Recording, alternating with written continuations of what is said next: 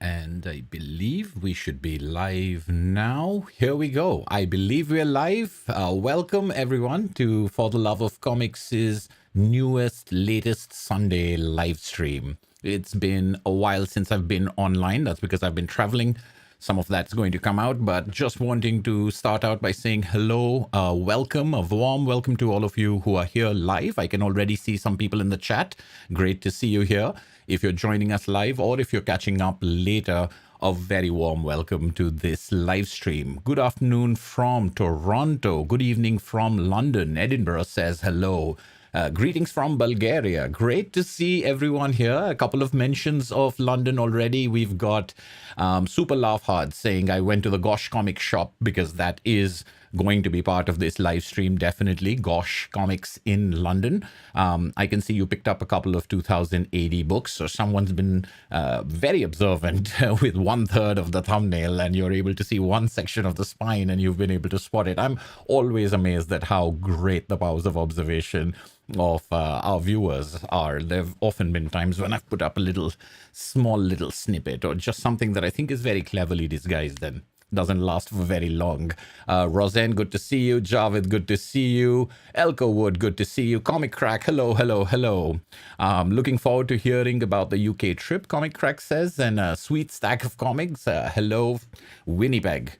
Hello from France, Sinbad Nadir, Phantom Fool, hello from Denver, all over the place. Fantastic. And it is very, very thematic, because I did get recently, I got to travel. And those of you who follow the community posts over here on YouTube, and I try to mirror them on Instagram as well, I did say that I'll be traveling. So my Guy Delisle video was the one that I really wanted to get edited and get done, because I didn't have that weekend. I didn't have the subsequent weekend. And that was the last video I put up there. And previous to that, I think it's been about 3-4 weeks, I think, since my last live stream, and a couple of weeks since my last edited video. So I really wanted to be back, but because I missed the last weekend as well, I thought a live stream would be a good idea for this weekend, particularly because of the recommendations and suggestions from people. Once I said, hey, I got to spend a day in London, and guess what? I met up with Paul Hatcher, a good friend of the channel's, someone, again, you might be familiar with if you watch this channel. Paul has sent us a box of books on more than a couple of occasions, usually with a note explaining things and giving me the context of these comics, and this time was no different. Panels with Pete says, unfortunately can't stay, but was traveling for work myself. Didn't have much free, but got some comics. Yes, we always figure out a way to get the comics in there. Ashwita is in the chat. Hello, she'll be moderating if any moderation is required. Did I see the Thorgal comics in English? I didn't over there, not at the store, but I mean, I'm sure they might have been there. I just overlooked them. I've seen a couple of those Cinebooks editions here in India, but I've been, as you know, I've been having trouble getting them in sequence. Excellent. All right. So let me give a little bit of context. And if this is the first time you're watching one of the For the Love of Comics live streams, whether it's on recording or right now, welcome, first of all. And live streams are generally a looser, more meandering, chattier sort of thing. Usually they don't have much shape, or they don't have as much shape and definite direction as I like to think the edited videos do. No, but I do like to give them a little theme, but give them a theme that is more suited to conversation, because one of the things that I really enjoy about the live streams is the live chat. People who are watching live, and even people who watch later, the comments that they leave on things. So accidentally, perhaps it has ended up that many of my live streams are about recent acquisitions, comics that I'm just getting to know about, things that I feel everyone else knows much more than I do about. And today's live stream is no exception. I'm going to be talking about not a huge stack of comics, but a very healthy stack of comics nonetheless. I'll talk about how they why I have these. It's not what you're thinking. And talk a little bit about the UK trip, not the work part of it, which was 7/8 of it and wasn't even in London, but the day that I got to spend in London looking around, and the comics that I picked up as a result of that. Good afternoon, Rudak. Good to see you here. So, a little bit of context. When I was in London, Paul and I arranged to meet up. And as I was saying, Paul Hatcher, I don't know if he's in the chat here or he'll join us later. Maybe he will. It'll be excellent to have his commentary. But we've been corresponding for a couple of years. And of course, he has sent generously a bunch of comics. And there have been comics that he's asked whether I have read and whether I'm familiar with. And because in the UK, like in the US, perhaps less than the US, but definitely more than India, you do come across secondhand copies. You do have access to eBay and used bookstores and even used copies online, something that's quite rare for us here in India. So he's always keeping an eye out for things that might be of good value and good, of interest to me, and picking them up, and I'll pay him for it, including shipping. This time, because I was traveling to the UK, I figured he could ship it to wherever I was going to be staying, the hotel that I would be staying in for work. And that way, the cost would be fairly, cheaper. Instead of shipping it to India, it's just going to be within the UK and I'll be able to pick it up over there. However, he made the plan to come and meet me instead, because I was going to be in London for one day before flying back to India, because I was flying out of London. And he came to London, and it just so happened that I had the day free. As it turns out, it's cheaper to fly on Sundays than it is on Saturdays. So you save money by staying an extra day. It's one of those interesting pieces of maths, that's great to have. So we ended up meeting, and I also posted at the last minute because I didn't know how much time I would have available and whether it would just be even possible for me to go out or not. But because it was last minute, I did post saying, hey, I'm in London. Who's in London? Who wants to meet up? Just sort of as a little joke, just to say that, I'd love some suggestions. I got a lot of people saying, oh, if I'd had only a little bit more notice, I would have come to meet you. And I'm not in London right now, but I would. And I had never thought about, like a meetup with viewers as being a viable thing. I think this is a very small channel, and I didn't know that there were people in London watching this channel who would be excited about it. So I feel like I really missed something there by not knowing exactly. I didn't want to say, hey, let's all meet up, and then it's like nobody's here. But apparently, there are many of you in London or around London who would love to meet up if I'm ever there again. So I can't speak for the future, but I think that is definitely something I'm going to keep in mind, that I'm going to be putting out a notice if I'm ever traveling anywhere and I have a day free. In fact, I'll try to make a day free and see if viewers, subscribers, people I know, other YouTubers are in the vicinity and want to hang out. It seems like a really terrific opportunity that I seem to have missed with many people. However, not with Paul, because I did get to meet him. He brought me a big stack of books that he's been sort of curating and putting aside for me based on what he thinks I might be interested in, based on things that he has enjoyed and things that he has associations with. We often talk about childhood comics reading and how they form us. And people who are familiar with this channel know that I like to talk about that on my videos and live streams as well. Autobiography, I think, is a very big part of the reading experience that we share here on YouTube, at least. So I'm always intrigued and interested. And so what he brought over were a number of books that he had discussed with me over a period of time, of whether I'd be interested, whether this price was okay, because obviously, I can't just take all of these as gifts. So I said, you get me good prices, you tell me what's a good value, if that's available, and then we'll, I'll pay for them. So this big stack of comics is something that he brought over. And then we went to Gosh Comics, because everybody who had commented, almost everybody who had commented saying, if you're in London, go to this place, had mentioned Gosh Comics. It's like the number one by far. People had also mentioned Forbidden Planet. They'd also mentioned a couple of other comic book stores, as well as their local comic book stores. I also got invitations to other parts of the UK, which was fantastic. So maybe I'll have to do a little tour, because I do want to meet everyone.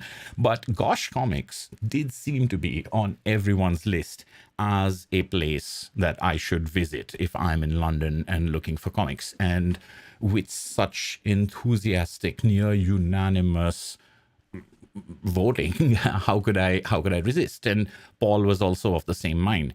I was also traveling with a couple of work colleagues, and one of them wanted to go to Reckless Records, and when we looked it up, they were on the same street. Gosh Comics and Reckless Records, they were right there. So it worked out fantastically, where we went over and spent quite a long time in that bookstore. And I thought that maybe in this live stream I could start first by just talking a little bit about the bookstore. Now, some of you obviously are very familiar with this, and at the same time I know that others aren't. And even though now I have been to a number of comic stores across the world, I've been lucky enough to go to them, I'm still always amazed by them, just because the unfamiliarity of them. Because for me, comics, it's looking online and finding it and putting it together for your own library. It's very rare that you get to walk into a place that is just surrounded by, I mean, these days bookstores themselves are so rare. So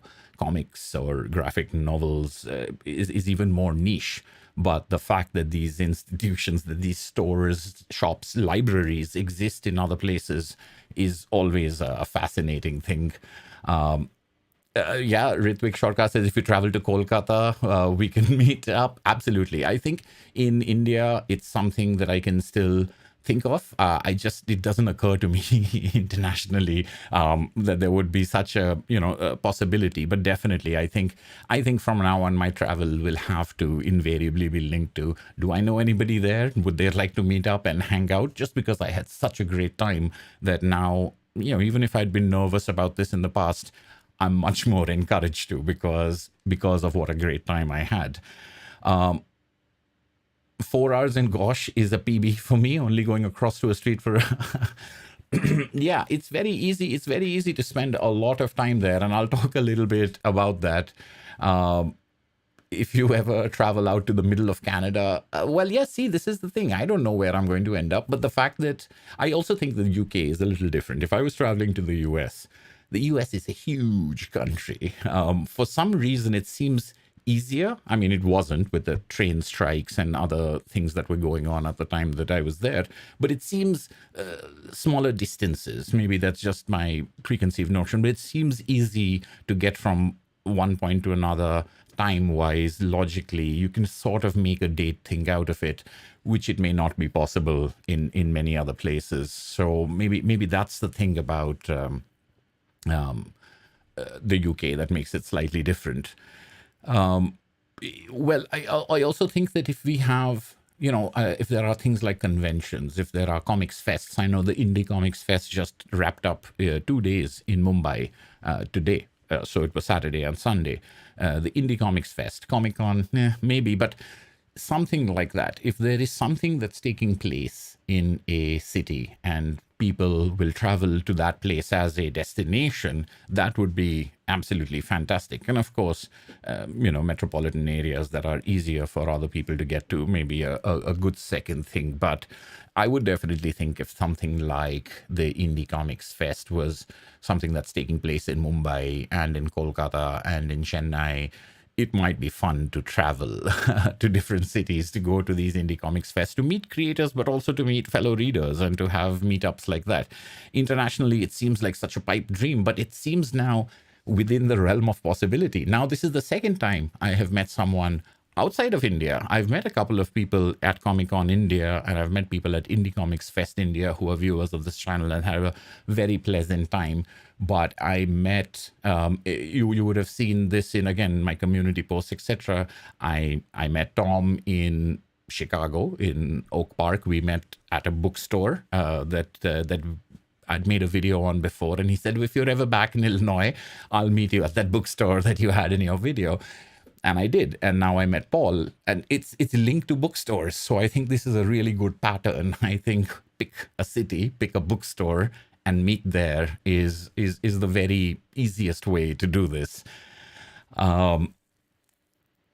DFW, Texas. Well, see, there's so many places. Now I feel like I can travel to so many places in the world and have somebody to meet and go hang out and get comics with. It's fantastic. It's a fantastic thought.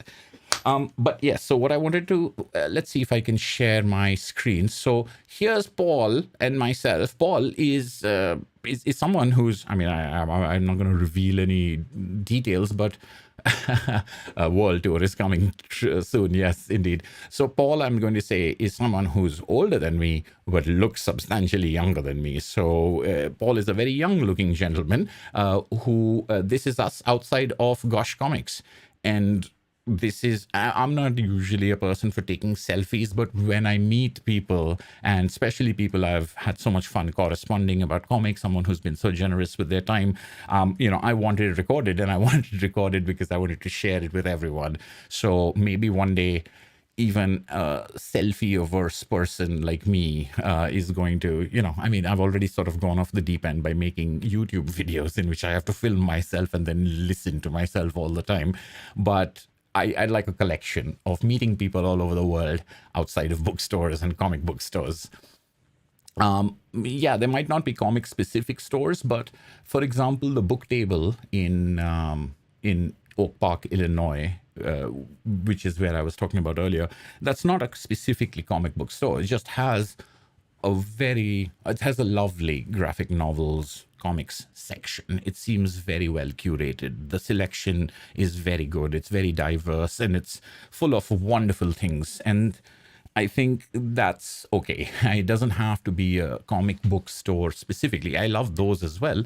Many comic book stores that I've been to are equally merchandise oriented. They're equally toys, action figures.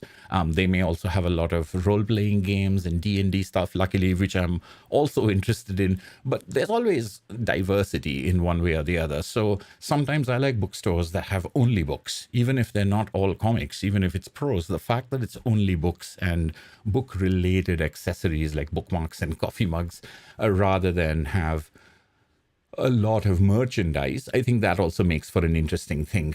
But yes, I think sometimes we can be surprised. I'm sure I talked a little bit on a previous live stream of going to a comic sale here in Delhi by a website that sells books and comics.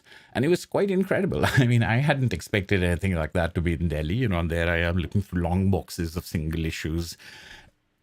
It was a very strange experience, as if somehow a part of the US had been transported into this alley, 45 minutes away from my place. So you never know. You never know. I think, and if we make it a mission, we can discover things together. Or, someone who's in the know about the comic speakeasies will be able to guide me there, and I'll be able to report on it for all of you. So this is outside of Gosh Comics. And when you step inside, can you see this picture? I think I can zoom in as well. When you step inside, the first thing that struck me was this wall. So if you see this little green bush that's painted, and I'll get back to that, the grass that's painted on the window, that's the grass that you can see behind Paul and myself over here, right? So this is just on the other side. This is just on the other side of the glass. So as soon as you enter through the door, the first thing that you see to your left is this wall of zines and independent comics. This is just all of it is those staples. Some of them might be square bound, but most of them are stapled zines, and and small presses. So I'm not at all familiar with small presses, and definitely not zines and creators. Paul did recognize a couple of names over here. I wonder if I can zoom in. Oh yeah, there we go. And then there's this magazine Bubbles, which has interviews. I saw this interview with Noah Van Sciver right here, over here. You can see over here a couple of books that some people might recognize. As Tommy, our friend from Sweden, has sent these Matt Brinkman comics to me from Hollow Press. So you'll see some Hollow Press comics up here, fanzines, journalism about comics, interviews with creators, as well as, and this is fantastic, as in it really does set the tone as unfamiliar as it may be to me and maybe many other people, but it does set the tone for what kind of store this is. There are plenty of other things from big publishers around the corner, as we'll soon see, but this is the first thing you experience. This is the first open space you have around you, and I think that really it felt as I walked in, I was like, this place, I understand where I have come. I understand what it is that I have in front of me over here. So we spent a lot of time looking through many of these. Oh, you got some not so indie small press stuff down there, but we spent a lot of time, and this is, I think, as you can perhaps expect from indie comics. As you can expect from indie comics, it's not all accessible, for lack of a better phrase. They are edgy in some ways. They're extremely individualistic in their expression. Some of them are very polished. Some of them are very scratchy, and that's sort of the point. And I think that part of it is something that everyone will be familiar with if you're familiar with these small zines. The fact that you've got so many shelves of them and the whole wall, I think that's really the point, is that the display, the diversity on display, and the fact that it's all these names that some people, local people who follow them may know, but some tourist walking in there expecting a comic book store is definitely not going to be familiar with, and is going to be faced with those things first, and their curiosity in what they're looking at may first focus over here. I think is a very interesting choice. But again, you may be familiar with some of these comics that I just zoomed in on and showed. I'm not sure. The Beguiling in Toronto has a great section like that as well. Comic Crack says, I've heard fantastic things about the Beguiling. I've actually bought certain things from them, from their website. So they have photographs of their store, and it looks fantastic. And I think Quimby's in Chicago, which I've been able to visit a couple of times, is also like that. You've got these just racks of independent comics, the staple zines, and I'm not sure, but it seems to me like a lot of these places will have people writing to them and saying, will you stock 5 copies of my zine? And they say, sure, and they put it up there. So it's not necessarily coming through a distributor channel or through a retail wholesaler relationship only. I get the feeling that a lot of these will be directly with the creators, or I mean, it's also anecdotes that I've heard that make me think that way. I'd love to visit the Beguiling one day.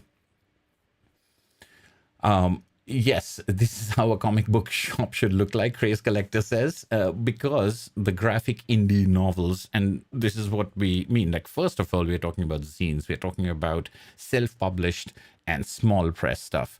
The rest of the store, say, looks like this is the first. So if I'm facing that area that I was just showing you, the zines, etc., if I'm facing that and I turn around, the tables, there are 2 tables with books stacked on them in the middle of the floor, and then of course you've got bookshelves on the walls. So it isn't just the walls, there are these 2 large tables, and as you can see, these are very familiar works. We've got old favorites, Mooncop, which is on my top 10 sci-fi comics list, Goliath, which is going to make one of my top 10 comics lists if I ever get around to making it.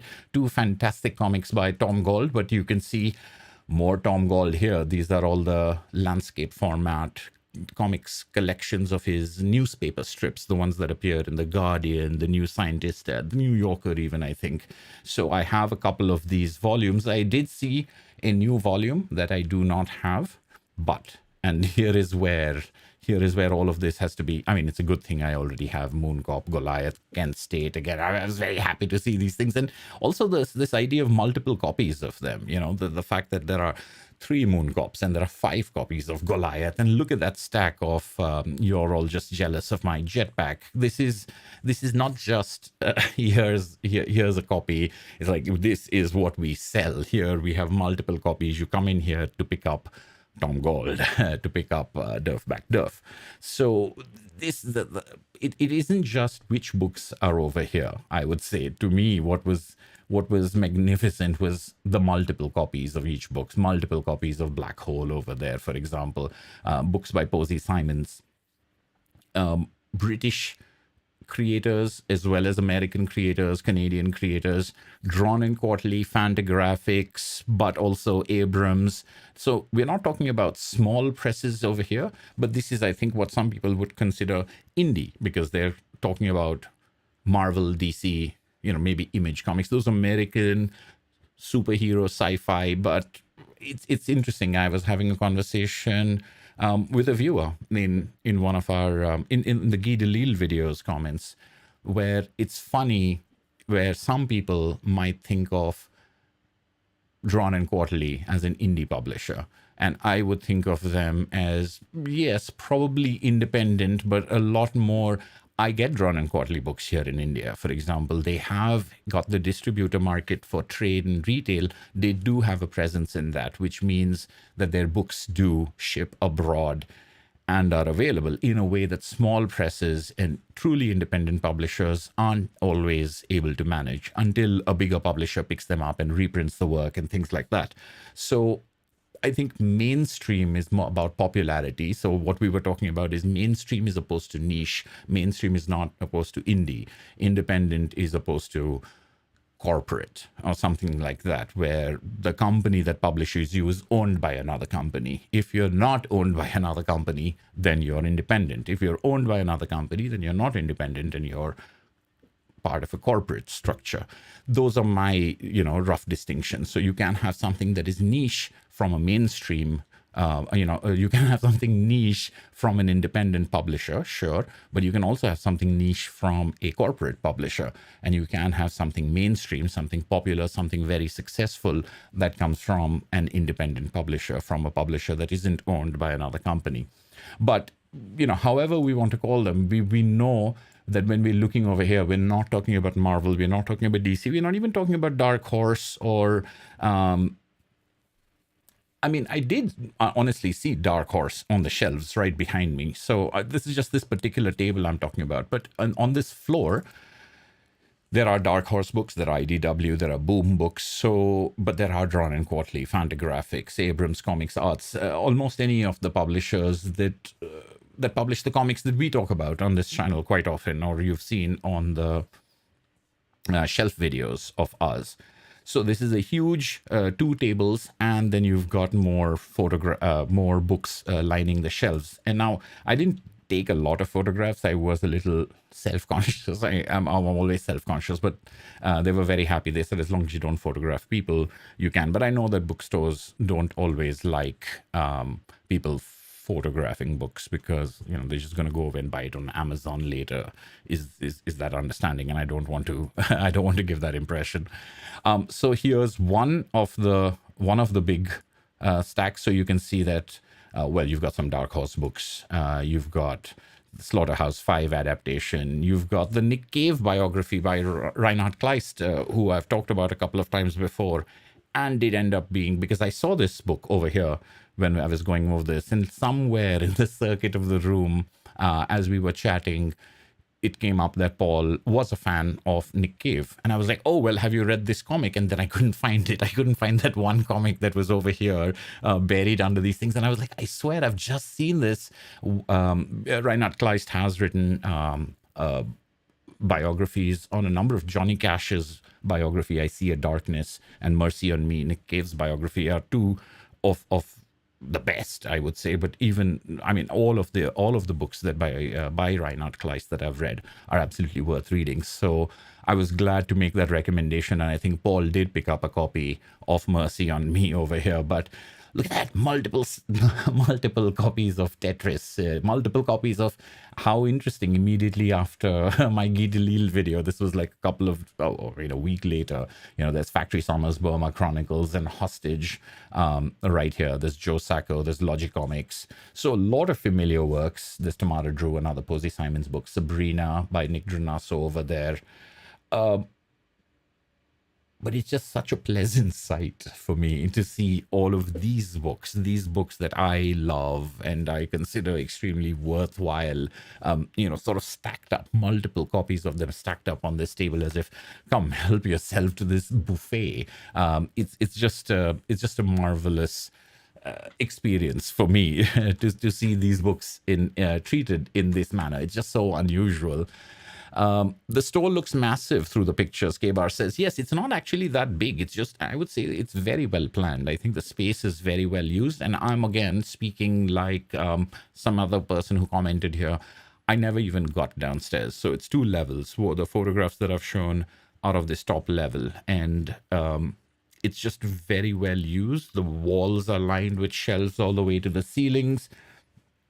And the tables in front have these stacks of books. Downstairs is where DC, Marvel, the superheroes, and the manga selection is, which I'm guessing, needs a lot of space. So maybe next time, but I swear, I think I spent more than 3 hours at this store and I didn't get downstairs. Part of it was also the conversation I was having, but it's not as big as you would maybe think it is. Maybe it's the wide angle lens on the phone or something like that, but it's very well packed. It's wonderfully packed.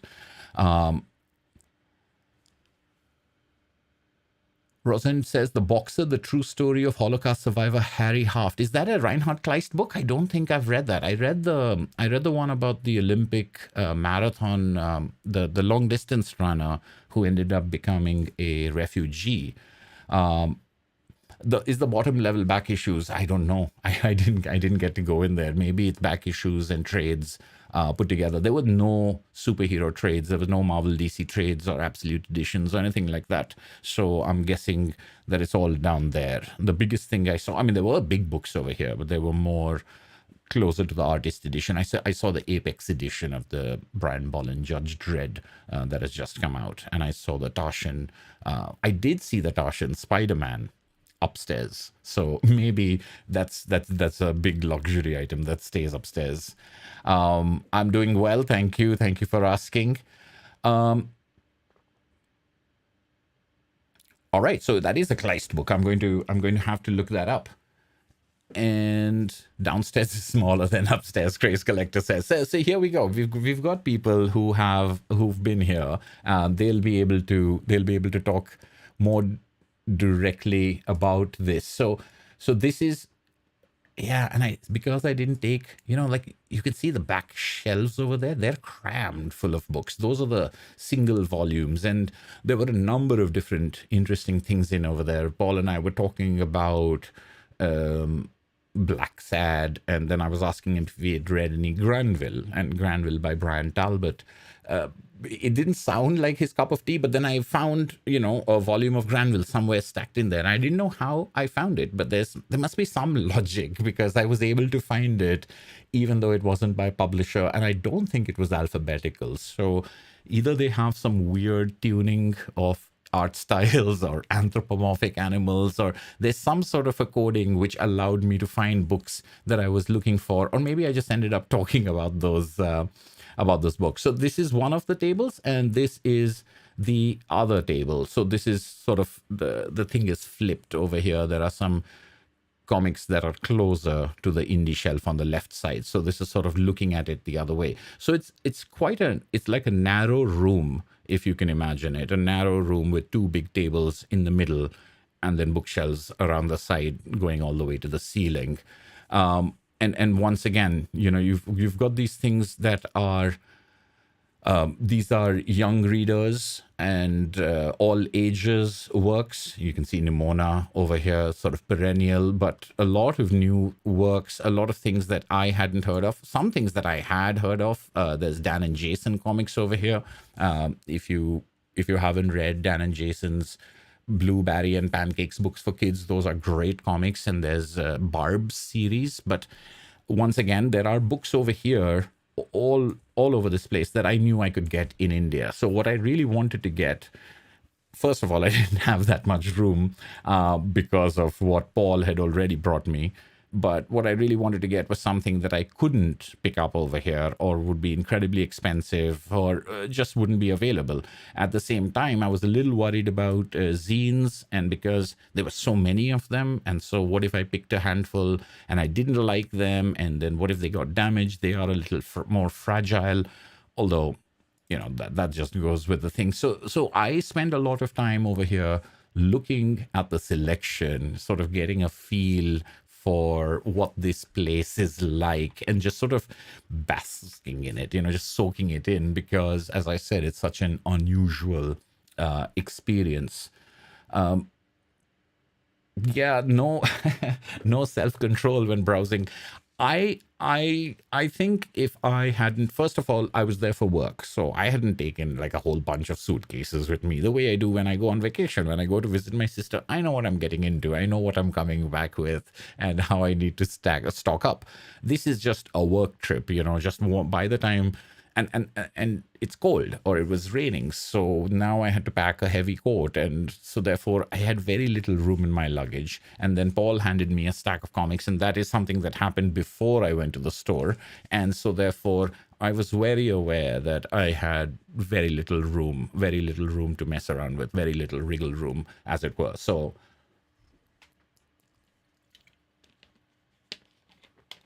I'm sure that is what saved me from going crazy over here. And also the fact that this is the kind of place where you go and you make a short list and you get a couple of impulse buys, but then you have a plan on what you need to get. And I could already see myself making a plan. So if I'd gone back there a second day, I might have ended up buying another suitcase. Luckily, I only had that one day in London. So yes, I was able to restrain myself. Analog Comics, good to see you. How are you? Did you spot any Franco-Belgian stuff? Always curious if and when UK adopts more comics from other European countries. I did see Franco-Belgian stuff, and I think maybe in this photo that I was looking at, maybe there's some visible in the background. Well, obviously there's the Tintin and Asterix, but along this area, I think there were a lot of albums. They were all English language from what I can remember. I don't remember seeing any French language or German language, any other European languages, or maybe, you know, how it is. Maybe I just glazed over them because I knew they weren't for me. But yes, I think they're all English language, but I think this section over here was Franco-Belgian albums. And of course, there were Franco-Belgian comics collected in various English language editions, coming from Fantagraphics and Drawn and Quarterly, American publishers, North American publishers. So I think between them, there was a decent representation. But because of the way that this was stacked, and because of the way that the spines were, I didn't get a look at, because I got the sense that there were many things that were like series. So I didn't browse a lot of Franco-Belgian comics while I was looking through these shelves. But I was trying to find, things that I had never heard and seen before. And at the same time, I was trying to figure out something that was familiar. So it's like a very weird seesaw where if something is absolutely unfamiliar, now I'm going to have to stop and take a look through it and read through it. And if I see something that is vaguely familiar, but I didn't know, like an author whose work, I didn't know there was this work out there, then I'm a little bit more. So it's always a little confusing in shops like this. And I think it also makes a difference if you go by yourself or if you go with someone else. And I think if you go with someone else, it becomes this wonderful thing of, have you read this? So you're always pulling out things that you've read and you're familiar with that someone else might not have. And it would not have occurred to you to suggest or recommend that if it hadn't been right there in front of you on the shelves. One of the reasons I like owning books, because I also like people going up to shelves and going, have you read this? So I do think that because I was there with someone else and we were talking about comics constantly, about who we like and who we don't like, and whether we've read this. So a lot of it was about recommendations, looking at things, contextualizing things. It was comics conversation fueling browse, rather than a what am I going to purchase and put in my pocket browse, if that makes sense.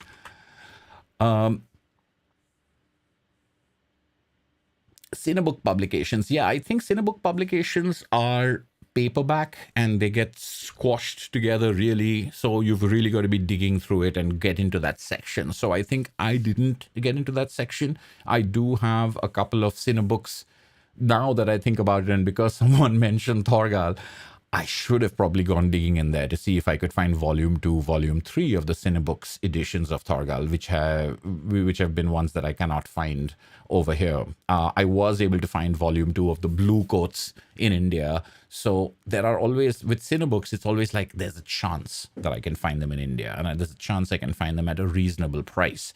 You just got to wait for that chance. You just got to keep your eye out. But it doesn't become as rare unless you want a particular volume. And of course, that's where. So next time I'm going to have to keep that in mind. Let's see. Any other questions? Hello, Paula Costa. Good to see you. Well, good to see everyone. In case I haven't said hi to you since the beginning of the stream, we're just going over some of these photographs. And yeah, so this is where we spent a bunch of time looking through all of these comics, looking through all of these shelves, talking about things. Have you read this? Have you read that? Giving recommendations. I ended up giving Paul a number of recommendations, and I think he ended up getting 4 or 5 books to my 2 books. But yeah, a great time. I had a fantastic time, and as I was saying at the beginning of this live stream, I'm looking forward to meeting more of you out there somewhere, somehow. I don't know how, but I think it'll be fantastic to go to whatever local bookstore, local comic shop you recommend, the one that has to be gone to. I know a couple, like the Beguiling by reputation, but there'll be plenty more. So this is something that I have a newfound excitement for. All right, so that is phase 1 of this live stream. I'm gonna keep it moving.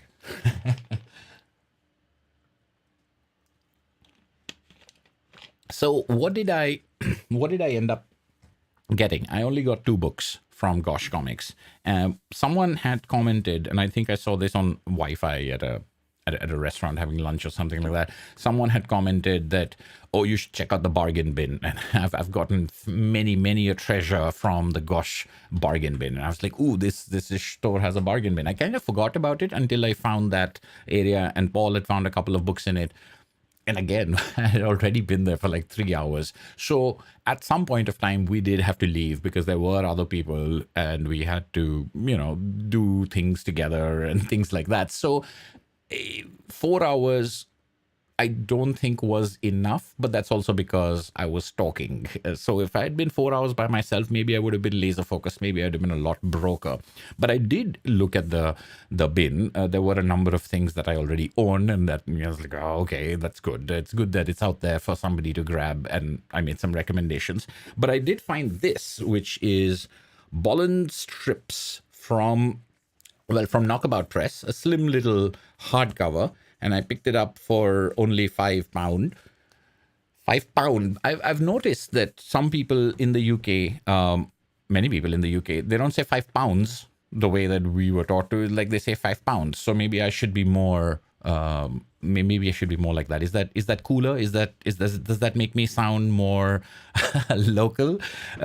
But this is something that intrigued me. Well, first of all, I'm in the UK, and I'm getting a Brian Boland book, so that seemed suitable. It was from the bargain bin, as was recommended. It's a hardcover, but what was really intriguing is that these are written and drawn by Brian Boland, and they're strips that he did for various magazines and publications over the years since the late 1970s, and I was very intrigued. There's a series here called The Actress and the Bishop. There's a little bit of an introduction explaining what The Actress and the Bishop is. It's kind of like a punchline or a dirty joke setup framework that's there. And it's good to explain that to me culturally, but it's that cultural illusion given an actual manifestation where you have an actress and a bishop who are roommates, flatmates who live together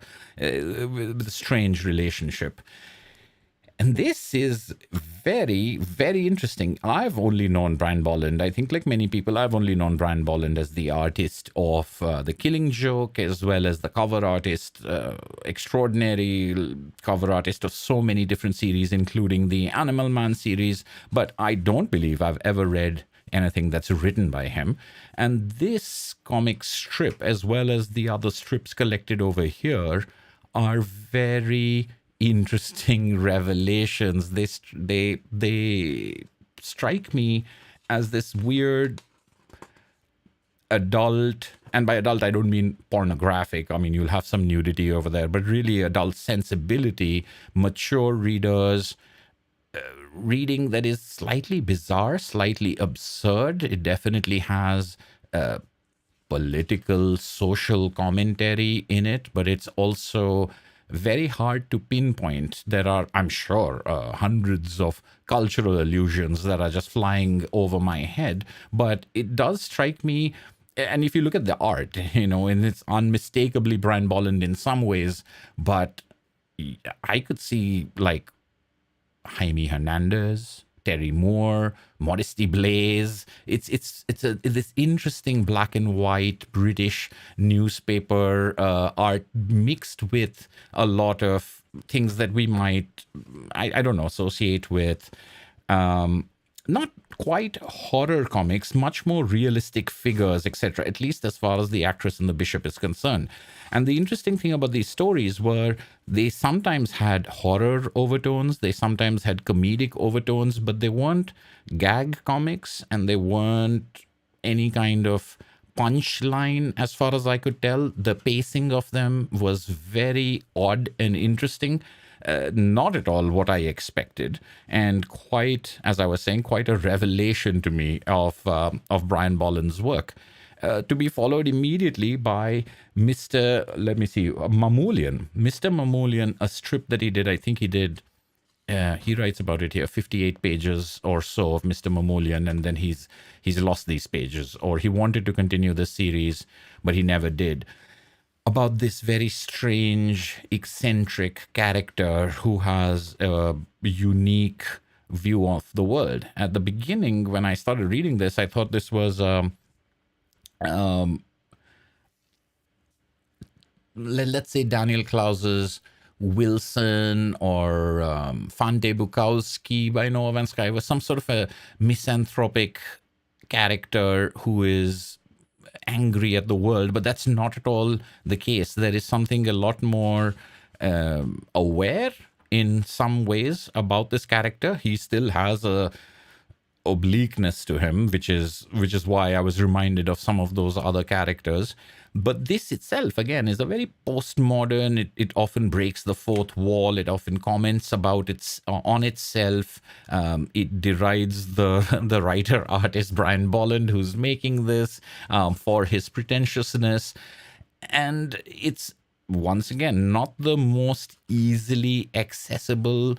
And I wouldn't necessarily call them entertaining, but they're quite unique. They are eminently readable. I don't know if I could read page after page after page of these, but they do have enough variety between themselves and enough experimentation that you can feel, I would say the later ones feel very different from the earlier ones. It's interesting that he never continued this. I wonder where it would have gone. But I also wonder if it's only something that could only have a sort of niche appeal. At the same time, because I know so little about Brian Boland, and because I've never seen anything even close to this by Brian Boland, this is some parts of it were like Eddie Campbell, not quite at that level of Bacchus, but I mean the drawing and the page format, it seemed alternative comics in a way that I hadn't expected. So that's just me giving a whole bunch of references to try to, encapsulate what I thought was quite interesting and odd. And I'm glad I found this for £5. Not for everyone, I guess, but if you're a fan of Brian Boland and if you didn't know that this stuff exists, like I didn't know, I think it's definitely worth checking out.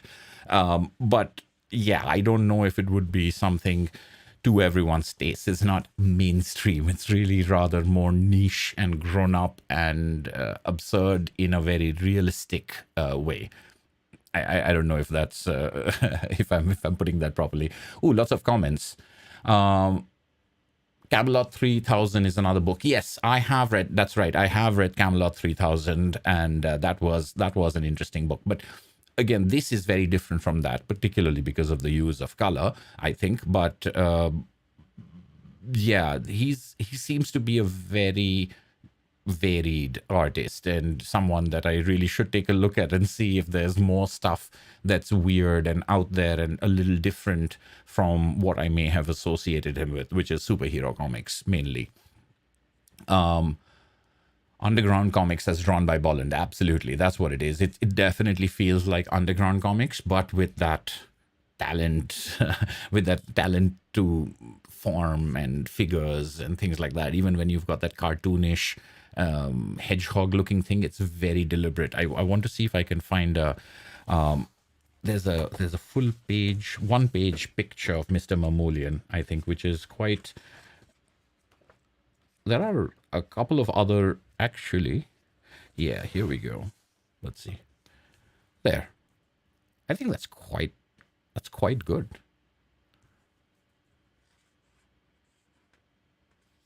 I wouldn't have expected that. And then there's other stuff as well. So it's mainly the actress and the bishop and Mr. Mammalian. And then you've got a whole bunch of smaller things with some context on what he's giving. This is a kind of not quite. He does say that he's not very good at gags. And it's kind of interesting to see his short stories have punchlines that aren't quite punchlines. They're slightly leaning towards the gag or the twist ending, but they're not really. And it's and Mr. Mammalian as a comic strip, I think, has that where it'll get to the end of its one-page gag thing, and you think this is supposed to be funny, but it's not. It's just kind of sad, and that happens on a number of occasions, and in some other occasions, it just ends without having any kind of conclusion, sad or comedic. But you can see the variety of the art styles, and then you've got some of these pin-ups back here, which I think are just fantastic. Black and white art. I think this black and white art, there's just something about it that is extremely alluring for me.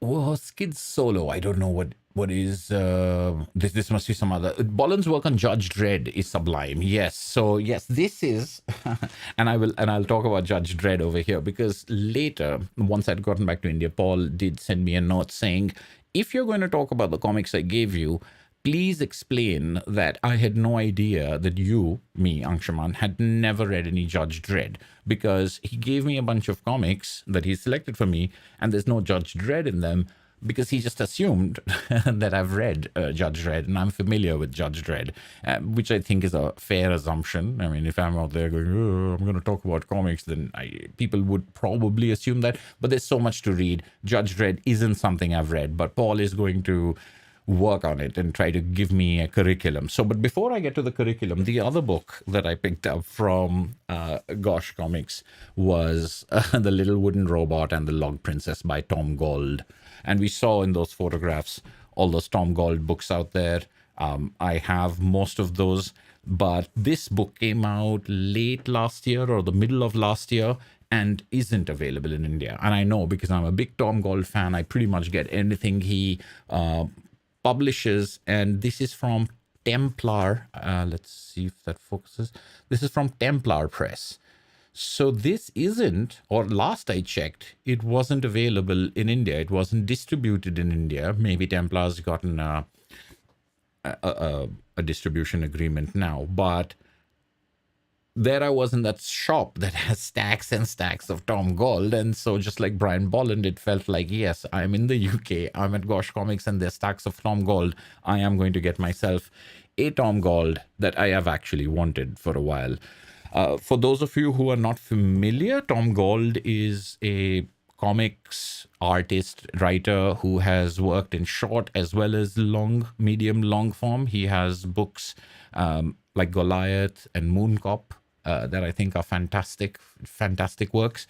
And he has comic strips, compilations, and anthologies like You're All Just Jealous of My Jetpack and Baking with Kafka and the comics that he did for New Scientists. You would probably have seen his work forwarded on Instagram and Facebook, etc. Little jokes about the AI literature that's being created. His jokes are very literary, and they're very current, and they're very funny, and they're very absurd. And if you see his art style, I'm sure you will find it familiar. This is his children's work. Obviously, as you can tell, it's a fairy tale. And you may feel that this is more of an illustrated book than a comic, but I think of Tom Gold as a comics artist, so I'm going to count it as a comic, and it is just delightful.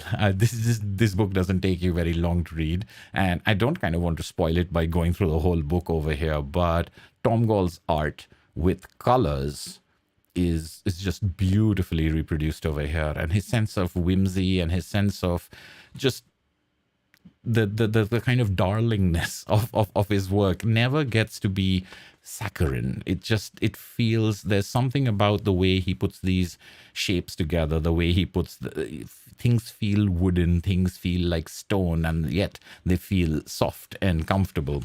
And this is a story about a brother and sister. The king and a queen wanted children. One went to a witch, the other to an inventor.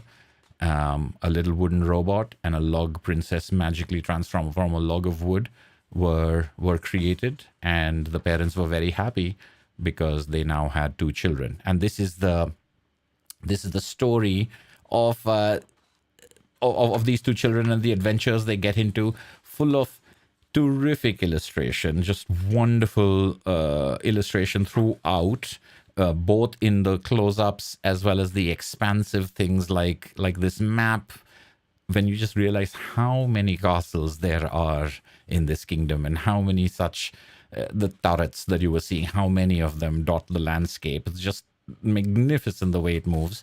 And a couple of the things that are the most are these pages. There's one page in which it's a quick flash through of the adventures that this little robot had. So, for example, the giant's key, the family of robbers, the old lady in a bottle, the queen of the mushrooms, the lonely bear, and the magic pudding. And it's just, each one of these creates that sense of, oh, I want to read that story. I want to see what happened over there. And these are the kind of things that he does so well in his newspaper comics. And I was glad to see them used so similarly yet differently in this section. So that's all I'm going to show you. That's about half the book right there. It's a very quick read. It's a lovely, charming book, but it's Tom Gold. I was going to get it. I hadn't been able to get my hands on it, and so that it wasn't on sale or anything like that, but it's a book that I wanted and I now have. So those were my two books from Gosh Comics. As I said, Paul got a couple of others, and I do have other books that he got me, but Boland strips and Tom Gold's, wait, which one am I holding? The Little Wooden Robot and the Log Princess. 2 slim hardcovers, 2 British publishers, so it's Knockabout and Templar books that I wouldn't have probably been able to get my hands in over here. Thank you, Ashweta.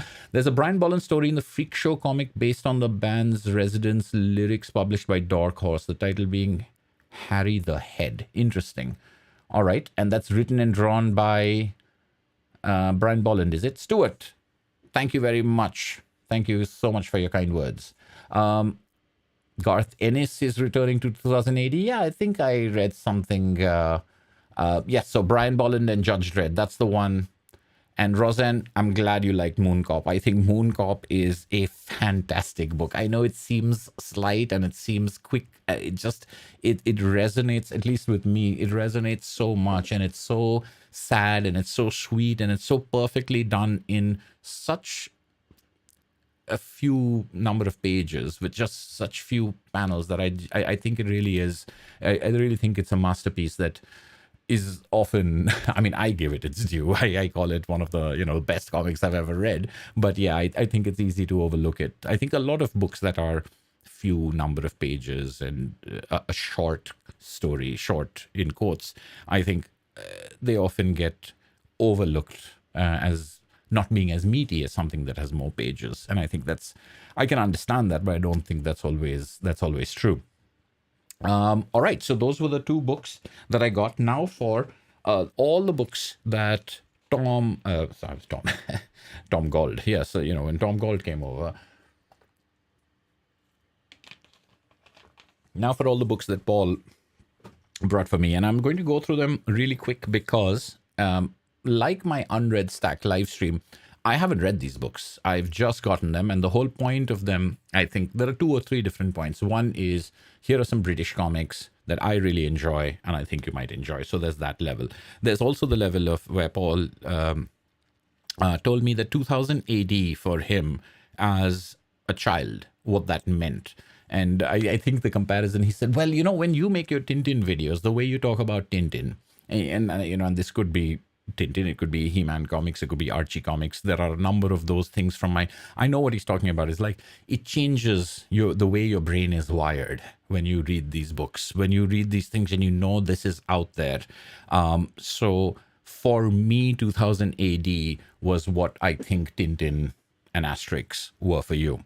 Which is pretty. So I think he started reading them at the age of 9. And if I'm remembering correctly, he read till the age of 17. And that's when he stopped buying 2000 AD every Saturday. Is it every Saturday that it comes out? Because I think he said, he'd look forward to Saturday to where he could go and spend the money to buy that week's issue of 2000 AD. So there's definitely 2000 AD that he wants to introduce me to, and how he's going to do it, as well as... before I move on, though, one thing it's like if you go to a comic book store and they ask you if you want paper or plastic, always take paper, because you never know what's going to be on their paper. Lots of comic book stores have interesting little bags. Some of them have, even if it's a plain brown paper bag, they'll stamp it with their shop name, etc. I've ended up with a number of these bags over the years, and you can house some magazines in them, or put some doubles or single issues in them, or just use them, and then I'll find them and they're kind of like a passport stamp. It's just like, I went there many years ago, that's where this came from. Or I picked up those 5 comics for $1 sort of grab bags or something like that. I don't think it was ever 5 comics for $1, but you know what I mean. It's like 5 comics for $3 or 6 comics for $3, but blind bags where you just have them they're sort of an impulse buy that you throw into your thing. There are all these kind of things that comic book stores have, and I've ended up with, as I say, a number of bags. A number of bags have also collapsed, but I think this is just it's wonderful to have things like this around the house, and you're always going to need. You're always going to need something to put that in there. Super Laugh Hard says he has every issue of 2000 AD twice. Wow. Yes, this bag is great. I'm going to look for other bags that I have around because it would be fun for me to try and see if I have actually kept them all, or if they've, over the years and moving, gone away. All right, so the first thing I have over here is Alan Moore's Skiz from 2000 AD. So this is a slim little 2000 AD trade paperback, your traditional 2000 AD trade style, which is a little smaller. And Skiz, it's very reminiscent of course, my favorite Alan Moore work that I know of from 2000 AD, which was The Ballad of Halo Jones. And again, this black and white newspaper printing, it's just something that is extremely appealing to me. But I've never read Skiz. I don't know anything about it. The Alan Moore 2000 AD stuff that I have read collected in volumes like this would be Future Shocks, DR and Quinch, Halo Jones, of course. There's one that I'm forgetting. But actually, most of my 2000 AD reading is Alan Moore reading, and that is Alan Moore, collected into things like this, not 2000 AD issues or progs, as they're known, but compilations, anthologies because of the author. So, like Future Shocks, like DR and Quinch, and like Halo Jones, Skiz is something that has been collected all in one volume, and I'm looking forward to read it. So I'm not sure, is this a comedy? Is this a drama? Is this science fiction? I mean, it looks science fiction. It looks appealing to me just on the visual level, but also from the fact that it is Alan Moore writing for 2000 AD, which I have enjoyed to varying degrees, but I really, really enjoy The Ballad of Halo Jones with Ian Gibson. So this is, I think, I'm not sure. Let me know in the comments or in the chat if there are other Alan Moore works from 2000 AD that have been collected in these type of volumes, apart from Skiz, DR, and Quinch, Future Shocks. It's E.T. as written by Moore and set in the UK. Very interesting. So then this Skiz, I guess, is the alien. Very good, interesting. And this is all there is to it. It doesn't say volume 1 or anything like that. So I'm guessing that the entire story is in here. All right. So that's one thing over there. Now. All right, these are non 2000 AD comics, and I think these are. All right, Kling Clang Clatch, written by Ian MacDonald and illustrated by David Littleton. I think this is a book that Paul picked up very cheap. I think he kind of liked it and kind of didn't, so he just gave it to me to see if it fares any better with me. And I think he said the art style was interesting, which I agree with him on, but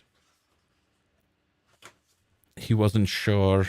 So all I can tell is there's this like creepy looking teddy bear robot thing in this machinery. So apart from that, I don't really have any kind of idea of it. So as I said, these comics are now going to be, this is what I got. I've barely unpacked. I've read that Brian Boland book. I read the Tom Gold book. I've read one other book that was waiting for me when I got back home, but I haven't read anything else. So all of these are like, I don't know what this is. It looks interesting. It's from the UK.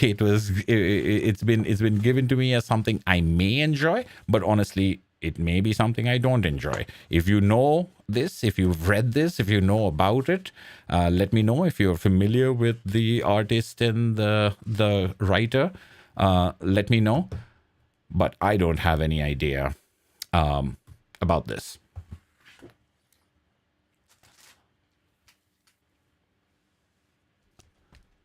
Okay, then we have W. Heath Robinson Inventions. And this, I think I have a little bit more context on because I've also heard Heath Robinson referenced a number of times. So, famous British illustrator working in newspaper illustration. And I think this book, Inventions, and I don't know if this is something that is for all of Heath Robinson's work or something that he's most famous for, but this book, Inventions, is a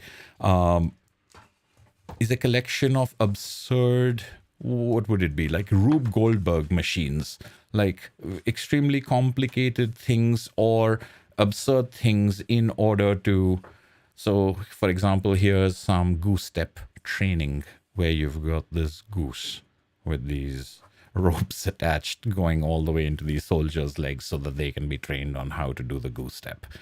So it's inventions, machines, but also strange ideas, and they're all one-page gags. They are related, I think, to war, and at least from what I can see, a lot of these have to do with the military, and a lot of this have to do with war. Maybe a commentary on military research, or just human silliness. I do have to say that from what I've seen, these illustrations are terrific. They are as I say, one-page newspaper gags. So it's not really about sequential storytelling. So maybe for some people, not comics per se, but I do believe that there is, especially in what is trying to be explained, the sequence within that one image. There is definitely juxtaposition and movement, and therefore narrative. So, that's the that's the rationale for why it's here on For the Love of Comics. But also, I've seen people reference Heath Robinson. Like, I think Neil Gaiman talking about some comic book artists will say he's like Heath Robinson meets, and so now I want to know what that means. I want to have that context, and I guess this will help me get a little bit there at least. So a nice hardcover from Duckworth. W. Heath Robinson's Inventions. I wouldn't be surprised if there are more Heath Robinson books out there. So like this one's called Inventions. Maybe there are others of that nature. All right. And now for the sort of the home stretch of the big books for my 2000 AD, my 2000 AD introduction or training or curriculum. So as I said, I've provided you with the caveat or the disclaimer that he did not know that I'm unfamiliar with Judge Dredd. Otherwise, he would have definitely had a Judge Dredd book in there. And I think with Judge Dredd, for me, it's one of those things is just like, where do you start? You can't necessarily start at the beginning, and maybe there is a chronological start. Maybe there's a volume you get from the very beginning, but there are a number of people who've said, well, don't read from the very beginning. Start reading it from here, from where it got really good. Or start reading this because that's really subversive. And then someone else will say, this is the best story, but you kind of would be better served if you knew the history and you knew the references and you knew what made the story so great because of what had come before it. And all of these things, again, are things I can understand. Even with something like Usagi Yojimbo, when someone says, where do I start with reading Usagi Yojimbo, I usually say start anywhere because it's a great series and anywhere you pick it up will be great.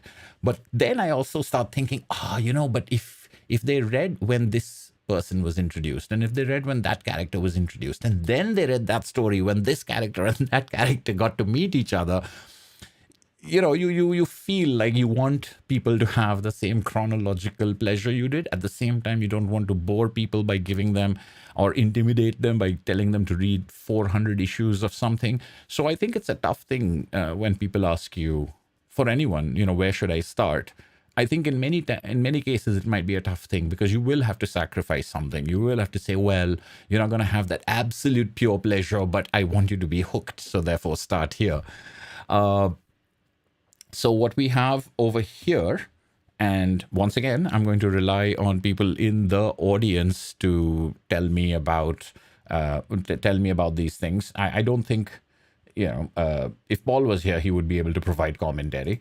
But oh wait, let me just make sure I've got the chat over here. All right, so this is Meltdown Man. This is by. All right, I gotta put my glasses on.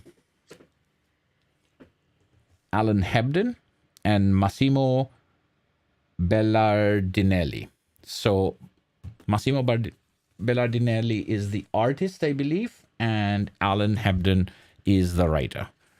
And this is, there's a note over here. So the note will probably explain a couple of things, but I will get into that a little bit later maybe, or I'll take a look at this. No, but this, yes. That's who so it's written by Alan Hebden.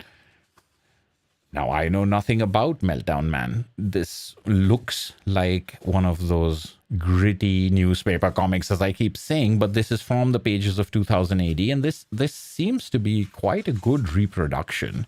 I have seen artwork get very muddied up and become hard to see, especially where you have these deep blacks and this style, but I think this reproduction, even though this page isn't, it's not glossy, it's kind of off-white actually, but it works really well. Seems to be a science fiction, fantasy, Flash Gordon type of thing. This is Flash Gordon Conan mixture. Serial comic. That's my that's my 5-second impression of it going over here. But this is from 2000 AD. Again, I don't know if this is multiple volumes, but I believe that what I've been given over here are the first volumes to get started reading of these things. So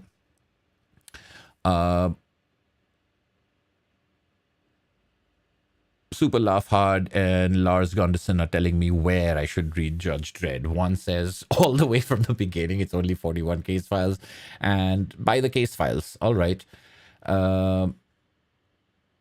Yeah, I hear it's a satire. Although, some of these things about satire, I'm never quite sure. Like the movie Starship Troopers. I mean, I know it's a satire, and I've heard a lot of people talk about how it's a satire and why it's a satire. And then sometimes it doesn't seem like a satire to me. Sometimes it just seems a little stupid.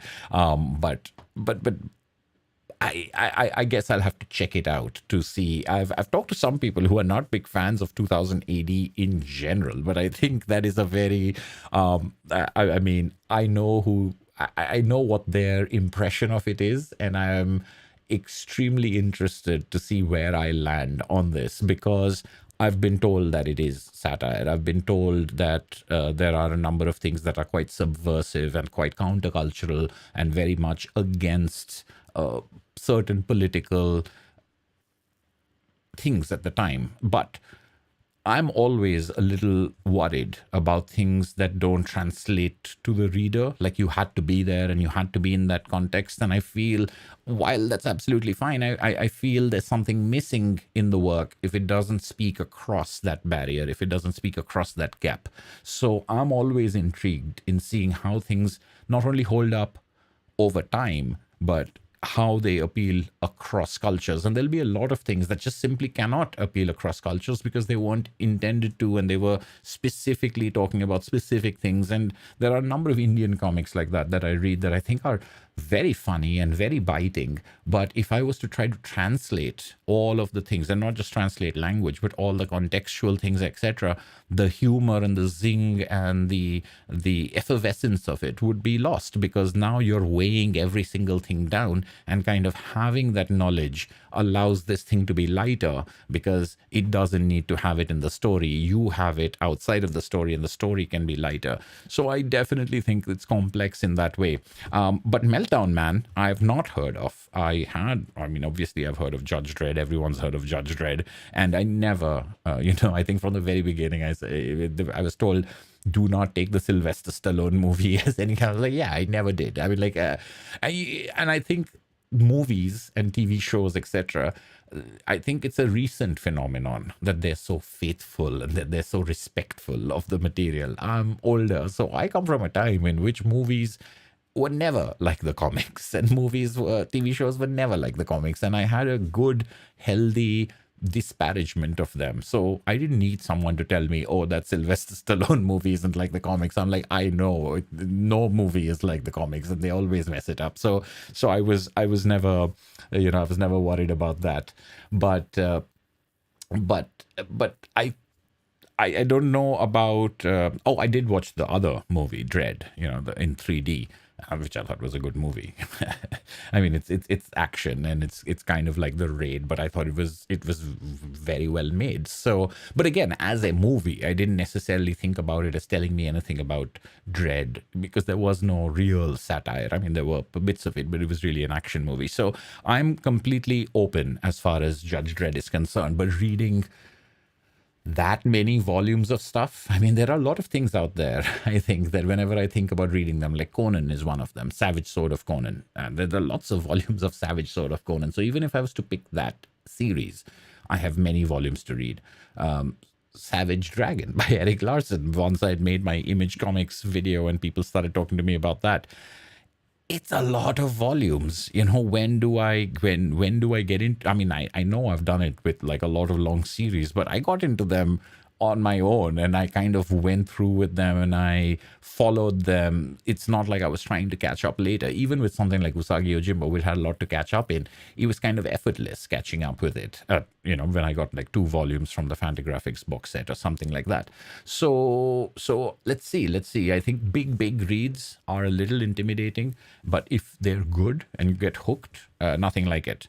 But we're not talking about Judge Dredd right now because there's no Judge Dredd in this list. Meltdown Man. That's the first book. I don't know how it is. If you know how it is, let me know your thoughts on this. All right. So that's the first one. Then I was told I need to read Robo Hunter and Ace Trucking Company. So what these are 2000 AD, the Ultimate Collections. They are hardcovers, but not very big. They're not very fat. They're perfectly readable, perfectly holdable, good condition, published by 2000 AD. And this is Sam Slade is a Robo Hunter, a 22nd century private detective specializing in tracking down defective droids. All right, sounds a bit Blade Runner-y. So let's see. But it's recommended. So this is volume 1, written by John Wagner, art by Ian Gibson, and so that's a good. I like Ian Gibson's art, as I was talking about the Ballad of Halo Jones just a little while ago. I've always, I know some people do not like the Ballad of Halo Jones art, and that's fine, but I love it. And this is, probably the biggest draw for me is Ian Gibson's art in sci-fi and noir cyberpunk, if it follows on that hunting robots, Blade Runner, Deckard kind of thing. So I'm sold from that point of view. Now, does Robo Hunter...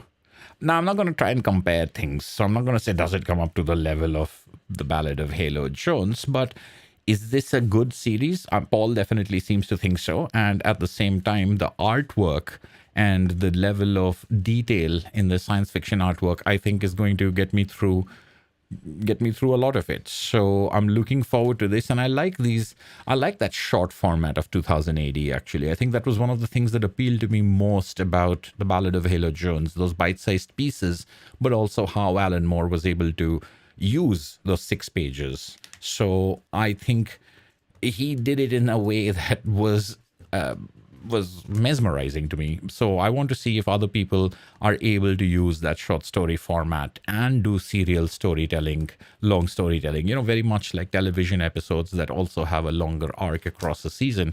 I want to see if others are able to do that as well. So the first 2 volumes of Robo Hunter are here in the Ultimate Collection. And I'm guessing that this series goes on because over the years. So if I like these, then maybe I can get volume. So that's what I like about this, is that I've gotten volume 1. I got volume 1 of this. I'm guessing that there might be others, but the first volume, the start of this, then the start of Robo Hunter, and plenty of stories in the first two volumes of the Ultimate Collection. And similarly, in the Ultimate Collection from 2000 AD is Ace Trucking Company, which looks to me to be funny, or at least that's my assumption from it. I think that's the whole point of a lot of the sci-fi in 2000 AD. I'm not sure if most of it is gritty and grim, or if it is satire, because it can go either way. So again, I don't know anything about Ace Trucking Company, but it's called Ace Trucking Company, and the way that the art looks suggests to me that perhaps, and over here, John Wagner writing again, but art by Alan Grant. So again, an artist that I am at least a little familiar with and have enjoyed and appreciated, which gives me a little bit of an entryway into another sci-fi. And you know what strikes me about all of these books, like The Ballad of Halo Jones, is that it seems like pretty grimy sci-fi. I like grimy sci-fi. I like clean, polished sci-fi, like 2001: A Space Odyssey as well. But the grimy, rusty, muddy stuff is very, very appealing to me. Of course, you could mess it up just like you could mess up anything, but it does give stories a head start. And if you've got truckers in space, you're reminiscent of Alien, Nostromo, truckers in space, or Futurama. I'm ready. I can read that. So 2 volumes of Ace Trucking Company, which once again might be something that I really enjoy, but I'm not. All right, so Super Love Hard says that Ace Trucking is bonkers, and that is the complete Meltdown Man. And it's Alan Grant on Meltdown Man. I guess I didn't notice. It doesn't say Alan Grant over here. Yeah, this is. Yeah, maybe later on, or he's not on the cover, but it's Alan Grant as the artist for Ace Trucking Company. So that's what I have. I have 2 hardcover volumes of Ace Trucking Company and 2 hardcover volumes of Robo Hunter, on top of that volume of Meltdown Man, and of course that volume of Skiz. I'm not counting the Heath Robinson and the other book. So these are all. That's a lot of 2000. That's a lot of 2000 AD for me to start going through. And what's interesting is, I don't know if this will focus at this level, but the spines seem to be making up an image. But of course, since I'm going to be getting them from all over the place, I'm not going to be looking at those spines and trying to collect it in that way. Okay, so that is almost it, except for 2 books that are paperback kind of compendium omnibuses. And these are Strontium Dog and Rogue Trooper. So sort of 2, if I think, and correct me if I'm wrong, but I think after Judge Dredd, if there are characters or series that are famous from 2000 AD outside of the core readers, it would have to be Strontium Dog and Rogue Trooper. So I've never read any of them, but I have heard their names. And these seem like lovely, easy volumes to get into, because this is Agency, the Search Destroy Agency Files 01, and this is Tales of New Earth 01. So they both seem to be the first volume of their stories. So as you can see, I've got over here, well, let me see if I can read the really fine print. Written by John Wagner and Alan Grant. Oh, it's written by Alan Grant. Maybe art by Carlos Escarenza, Brendan McCarthy, Ian Gibson, and Keith Page. And Dave Gibbons on Rogue Trooper art. Cam Kennedy, Brett Evans, Colin Wilson, and writing by Alan Moore. So Alan Moore has some stories in that Rogue Trooper volume, and we've got art by Brendan McCarthy, Ian Gibson, Dave Gibbons. So familiar names abound over here, and these are earlier stories, so it's a nice archaeological thing for me at the very least in looking at earlier Dave Gibbons work than what I'm familiar with, because obviously it's DC Comics and later that I became familiar with Dave Gibbons's work. Although I think at some point of time I might have seen 1 or 2 earlier works of his as well. But as I said, since I'm not familiar with 2000 AD and have not read any 2000 AD, it's going to be brand new reading and brand new old stories. I'm also excited about the fact that there's more Alan Moore, because there is Alan Moore that I haven't read. There's a lot of smaller Alan Moore that I haven't read, and there's a lot of earlier Alan Moore that I haven't read. So with this Rogue Trooper stories, I'll also be filling in a couple more Alan Moore stories that I'll be reading more or becoming familiar with more Alan Moore stories, maybe complicating any future top 10 Alan Moore stories video I want to make. So these two, I think their reputation precedes them. They have the 2000 AD powerful reputation. Again, science fiction, technology, cyberpunk, the kind of things that are sort of signature. So I've got a lot of initial starting to read. Sean Butterly says Slain is also fantastic. That is the only other 2000 AD I've read, is the Slain the Horned God collection, that trade paperback, because of Simon Basili's art. So I picked that up many, many, many years ago. And that's the only... So I've never owned any copies of 2000 AD until Paul Hatcher in one of his boxes had sent me a couple of issues of Warrior and a couple of issues of 2000 AD, which is the last thing that I will talk about here. Is